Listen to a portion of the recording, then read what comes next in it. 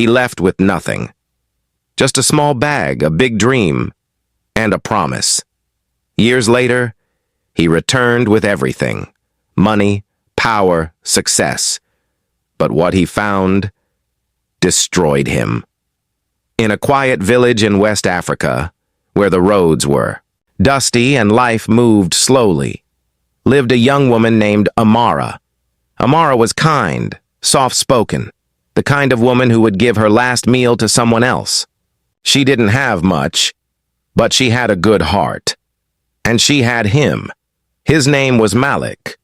Before he became a billionaire, before the world knew his name, Malik was just a poor young man with ambition. He and Amara grew up together, shared dreams under the same sky, talked about a future they didn't yet have, but believed they would one day build. One evening, as the sun dipped behind the trees, Malik held her hands tightly. "I'm leaving for America," he said. Amara's heart sank. "But I'm coming back," he quickly added. "I'm going to change our lives. I promise you." "You will never suffer again." She looked into his eyes and whispered softly, "I'll wait for you." America changed Malik. Not overnight, but slowly, painfully. He worked jobs no one wanted, slept in small rooms, faced rejection after rejection.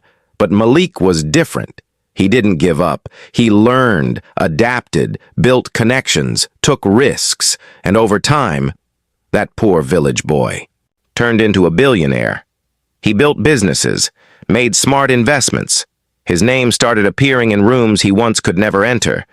But through all of it, he never forgot Amara. At first, he called every day, then every week.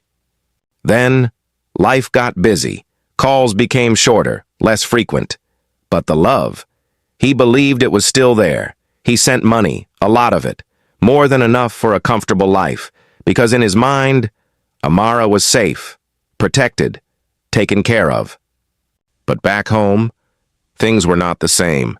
At first, the money came, but then it stopped. Months passed, then a year.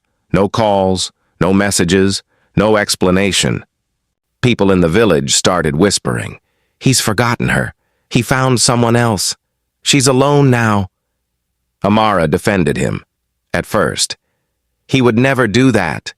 He promised, but promises feel different when silence replaces them.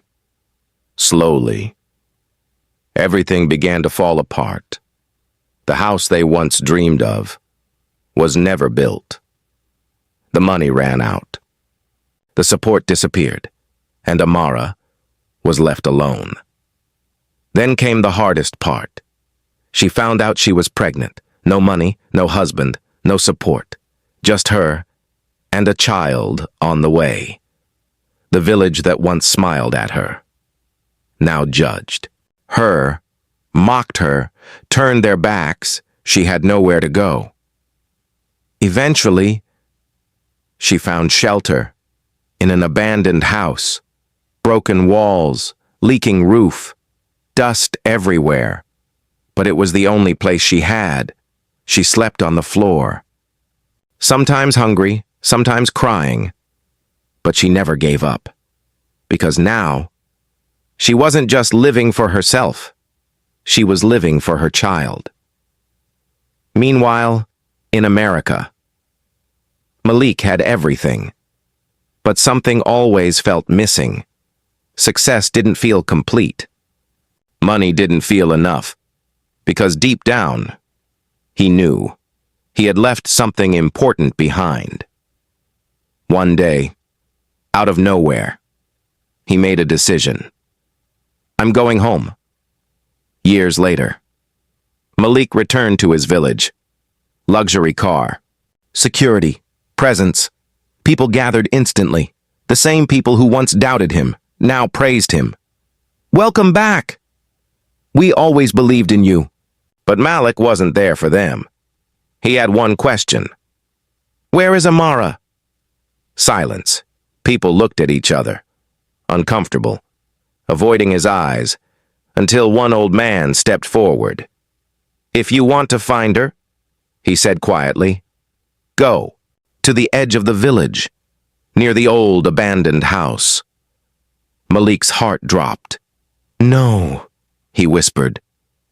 He rushed there, each step heavier than the last, and when he reached the house, he froze. Broken walls, collapsed roof, a place no one should live in. But inside, he heard something, a soft voice. He stepped in slowly, and what he saw broke him.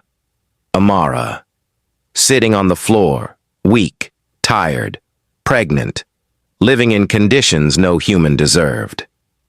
For a moment, he couldn't breathe. "Amara," he whispered. She looked up, and when she saw him, her eyes filled with tears, not joy, not anger, just pain. "You came back," she said softly. Malik fell to his knees. "What happened?" His voice shaking. "I sent money. I tried to call." She shook her head. No money came.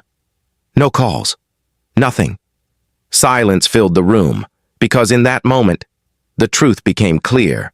Someone had been intercepting everything, the money, the communication, everything meant for her. Never reached her. Malik's heart shattered, not just from what he saw, but from what she went through. Alone. While he believed she was safe. He looked at her condition, at the life growing inside her, and tears finally fell. "I failed you," he whispered. Amara looked at him quietly. "You didn't fail me," she said. "But you left me when I needed you most." That sentence cut deeper than anything. Without hesitation, Malik stood up. "This ends today. Within hours." Everything changed. He moved her out, got her medical care, a safe home, comfort, protection, everything she deserved. But more importantly, he stayed. He didn't go back to America immediately. He stayed beside her, every appointment, every moment, every step, because this time, he wasn't going to leave her alone again. Months later, she gave birth, a healthy baby. And in that moment, Malik realized something. All his money, all his success, meant nothing if he couldn't protect the people he loved. He rebuilt his life, not just as a billionaire, but as a husband, as a father, as a man who learned that love requires presence, not just promises. Sometimes, the biggest mistake isn't leaving. It's assuming everything will be okay without you. And sometimes, the greatest comeback is not in money, but in fixing what truly matters. If this story touched your heart, share it, because real love deserves to be protected.